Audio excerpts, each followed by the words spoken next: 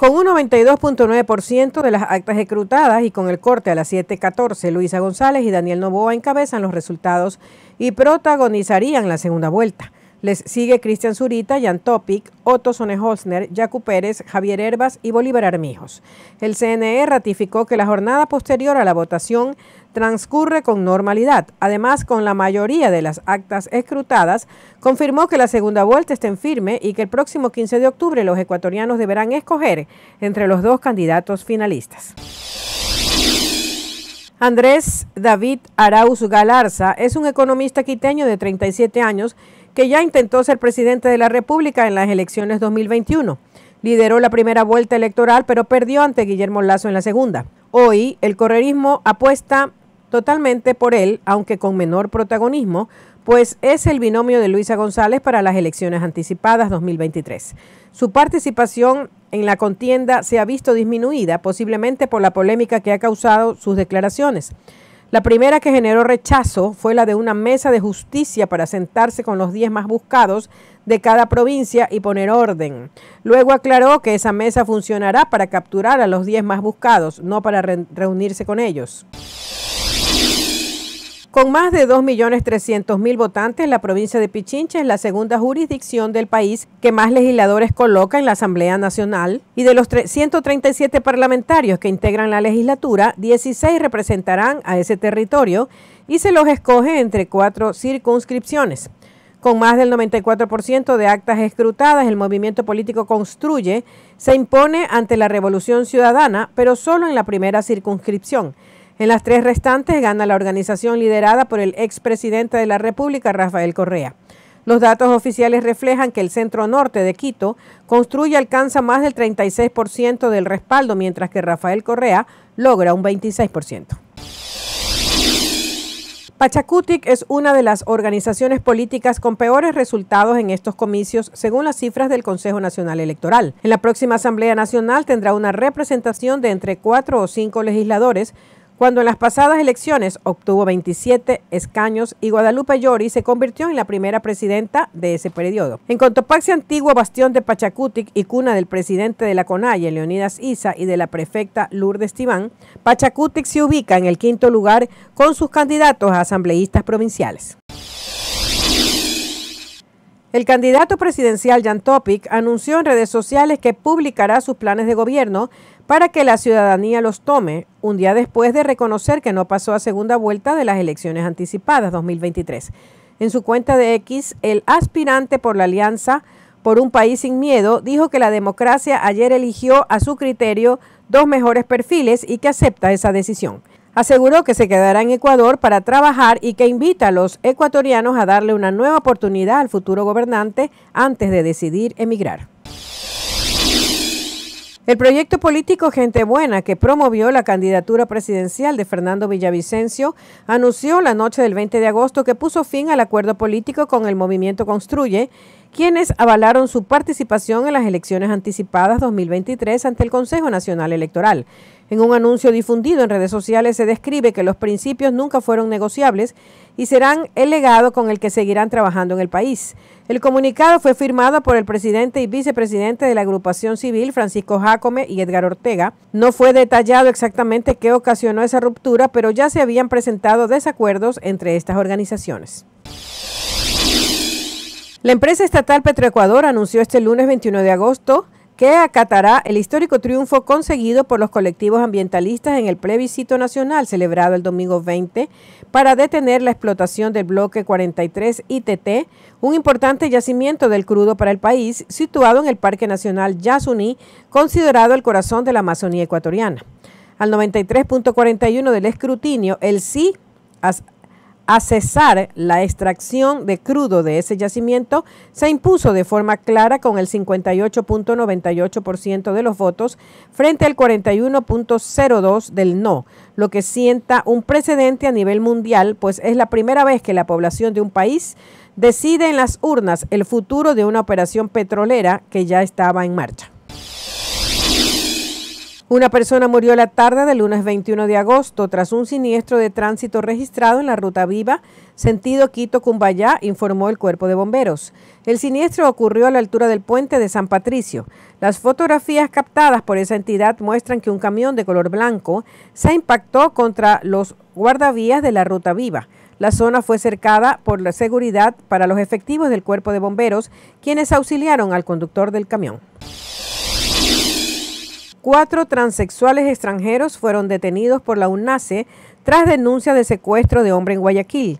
Según investigaciones, estas personas seducían a hombres a través de las redes sociales y páginas eróticas con el objetivo de secuestrarlos para exigir dinero a sus familias. Casi $3,000 para su liberación. La detención del grupo se dio en el norte de Guayaquil a madrugada del domingo 20 de agosto, luego de que el hermano del afectado denunciara el caso e intervinieron agentes de la UNACE de la policía. La delincuencia en Quito no conoce horario ni lugar. El locutor comercial Pato Fortuny fue víctima de robo al norte de la capital, donde su vehículo se vio afectado por sustracción de piezas. Señor alcalde, no sé qué hay que hacer. Policía Nacional, realmente una barbaridad todo lo que está pasando, acotó. Sin embargo, en otra grabación, él mostró al antisocial que cometió el delito. El sujeto, que usaba calentador negro con rojo, se movilizaba en una bicicleta por el sector. Personal de la policía ayudó a la captura del hombre, que intentó que su rostro no sea viralizado.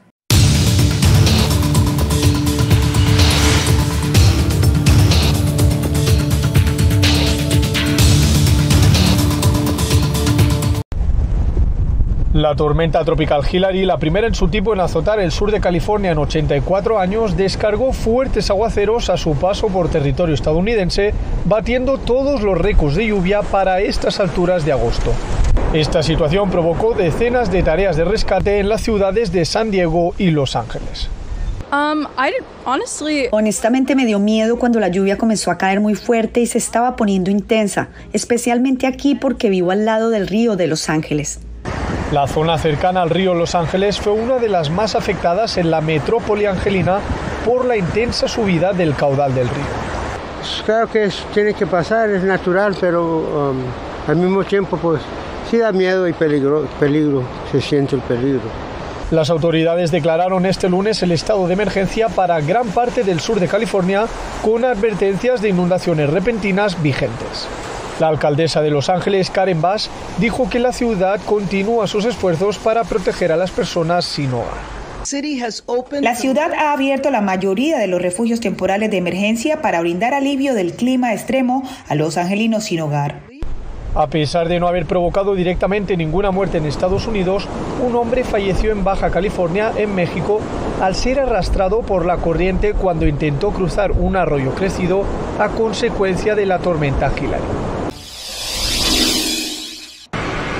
El presidente Joe Biden visita la isla Maui este lunes en Hawái para consolar a los sobrevivientes, mientras las autoridades intentan dar con casi 850 personas que siguen desaparecidas después de que unos incendios forestales catastróficos arrasaron la isla. Las llamas, contenidas en más del 80%, ya cobraron más de 110 vidas y han causado miles de millones de dólares en daños. Estos incendios forestales fueron los más mortíferos en Estados Unidos en más de un siglo. El mandatario, en un comunicado, prometió: sé cuán profundamente la pérdida puede impactar a una familia y una comunidad, y sé que nada puede reemplazar la pérdida de una vida. Haré todo lo que esté a mi alcance para ayudar a Maui a recuperarse y reconstruirse de esta tragedia. El FBI ha localizado a más de 1,200 sobrevivientes y el gobierno ha movilizado en el terreno a más de 1,000 efectivos federales para ayudar a la población local, además de asignar casi $10 millones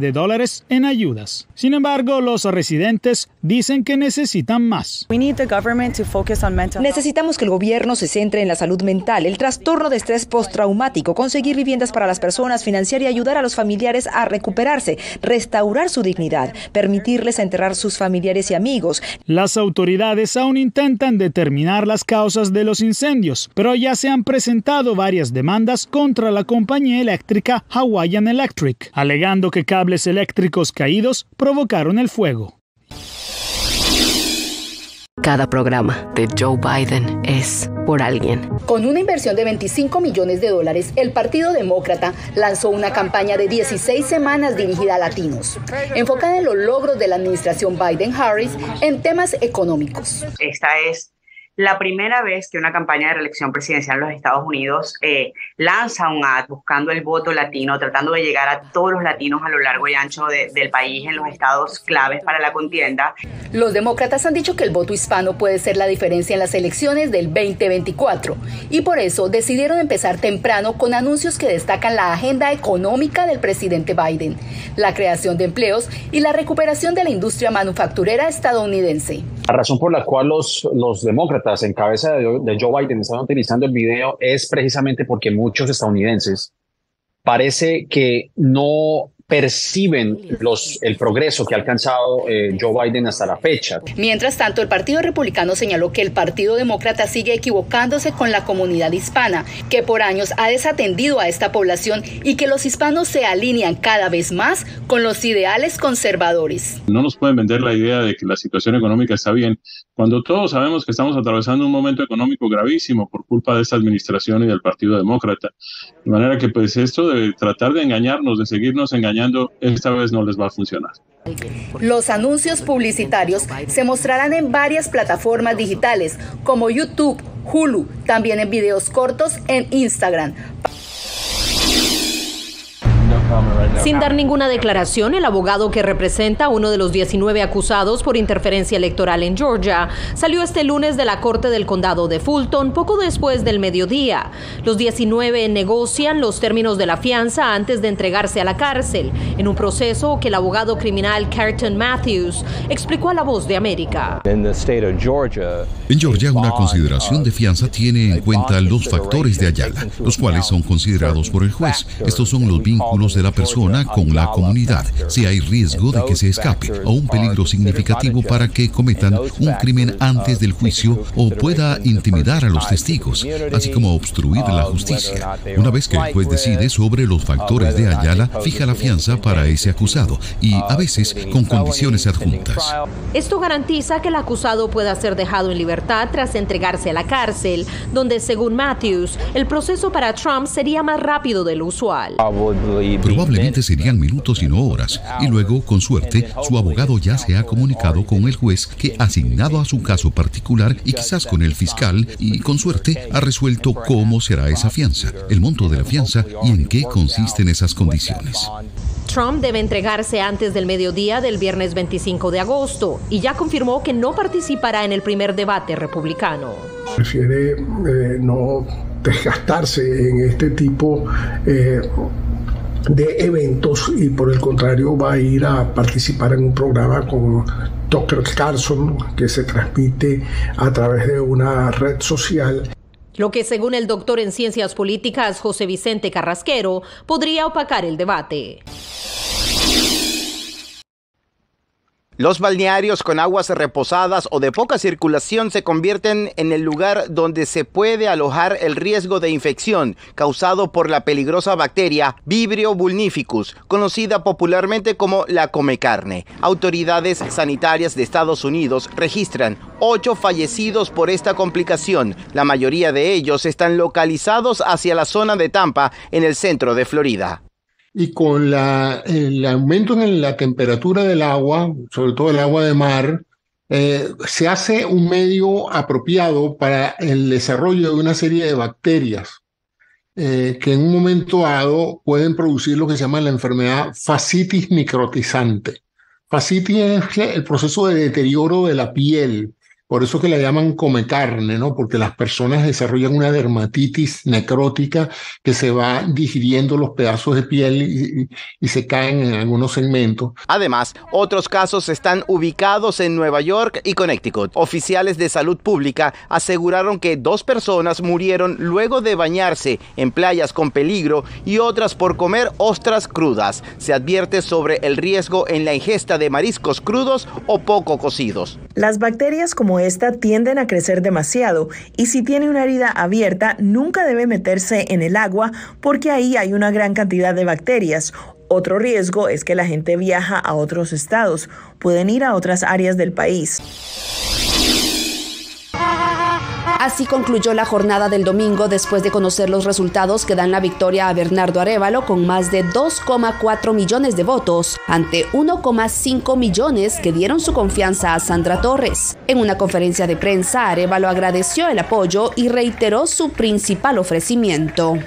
Esta victoria es del pueblo de Guatemala y ahora, unidos como pueblo de Guatemala, lucharemos contra la corrupción. Sandra Torres emitió un comunicado para anunciar que fijará una postura cuando se esclarezcan los resultados con total transparencia. Las misiones de observadores nacionales e internacionales han calificado la jornada electoral como positiva y tranquila. La MOEGT no tiene ningún elemento que ponga en duda los resultados del sistema de transmisión de resultados electorales preliminares.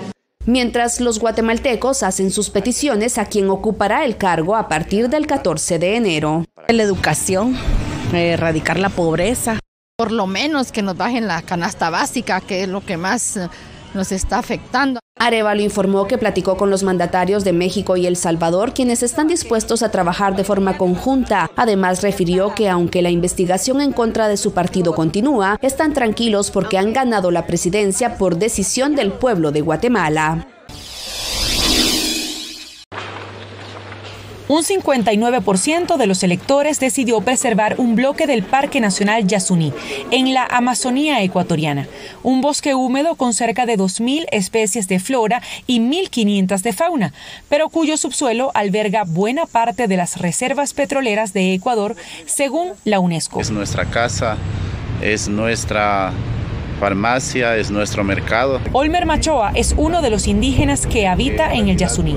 Asegura que la actividad petrolera podría contaminar los ríos y selvas donde se desenvuelven. La parte de la gente indígena sobrevivimos nosotros de la caza y la pesca, que es el sustento para la familia. Pero detener el proyecto tendrá un impacto económico en un país cuya principal fuente de ingresos es el crudo. Un campo que está en explotación y que produce 57.000 barriles por día, 1.200 millones de dólares al año, según los valores explotados y exportados el año 2022. Entonces, verdaderamente eso genera un vacío que hay que ver cómo se llena.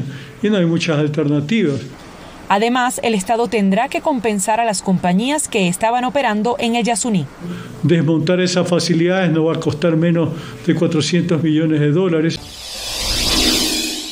Murió Lolita, la ballena orca que permaneció en cautiverio durante más de medio siglo en el parque temático de Miami Sea Aquarium. Lolita tenía 57 años y, según un comunicado, falleció por una falla renal. Toki, como también era llamada, vivió durante la mayor parte de su vida en un tanque que mide 24 por 11 metros y 6 metros de profundidad. Los activistas por los derechos de los animales habían luchado para sacarla del cautiverio y regresarla a su hábitat natural junto con su manada, que se cree aún viven, entre ellas su madre, que tendría unos 90 años. Con baños de agua fría, alimentos congelados, ventiladores y cuartos con aire acondicionado, así, personal del zoológico de Phoenix refrescan a los animales para que puedan sobrellevar el calor brutal que ha golpeado a esa ciudad este verano, con temperaturas por encima de los 40 grados centígrados. Por eso, constantemente están monitoreando cualquier cambio en su comportamiento. Para saber cómo les afecta la temperatura. Y desde ahí, pues ya cambiamos las cosas. Pero no solo los animales salvajes en el zoológico son los que preocupan, sino también los que se encuentran libres en el desierto, ya que además de las temperaturas extremas, no han recibido suficiente lluvia este verano. Por eso, con helicópteros para llegar a zonas remotas y también con camiones cisterna, en las últimas 5 semanas las autoridades de Arizona han transportado más de 300,000 litros de agua a 3,000 depósitos que se construyeron para recoger agua de lluvia en el desierto. Y no estamos hablando de un animal o 2 animales, estamos hablando de poblaciones perecerían debido a la falta de agua. Y eso es algo que no podemos permitir. Las plantas en el Jardín Botánico del Desierto en Phoenix también están sufriendo. Quemaduras por el sol, estos colores amarillos que presentan en las hojas o esta deshidratación y estas quemaduras que presentan en el tallo. Por eso recomienda a las personas a cubrir sus plantas en el jardín con estas mallasombras, así como también representantes del zoológico piden a las personas a cuidar sus mascotas.